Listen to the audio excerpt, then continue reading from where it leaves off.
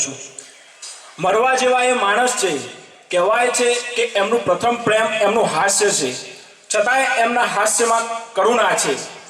તિખળ જેમનો સ્વભાવ, અડપલું જેમની આદત અને કલાકારી જેમની આવડત છે। નામ છે સિદ્ધાર્થ મહેશભાઈ પંચાલ। મિત્રો, આ સિદ્ધાર્થ મહેશભાઈ પંચાલ નાની ઉંમરે ખૂબ સારું ચિત્ર દોરતા। 16 વર્ષની ઉંમરે તેઓ એક વ્યવસાયિક કલાકાર થઈ ગયા અને જોત જોતામાં ગુજરાતના એક ચિત્ર કલાકાર તરીકે તેમનું નામ આવી ગયું અને આજે લિમ્કા બુક ઓફ રેકોર્ડમાં નામ નોંધાવીને સમગ્ર ભારતમાં તેઓ પ્રખ્યાત થવા જઈ રહ્યા છે। જે આ બેક પર જે ચિત્ર દેખાય છે એ ચિત્ર એમણે ડ્રો કર્યું છે। 300 સ્ક્વેર ફીટનું આ ચિત્ર છે। આટલું લાર્જેસ્ટ ચિત્ર સમગ્ર ભારતમાં આજ સુધી કોઈએ ડ્રો નથી કર્યું, જે આપણી કોલેજના 5th સેમ સિવિલમાં અભ્યાસ કરતા સિદ્ધાર્થ મહેશભાઈ પંચાલે ડ્રો કર્યું છે।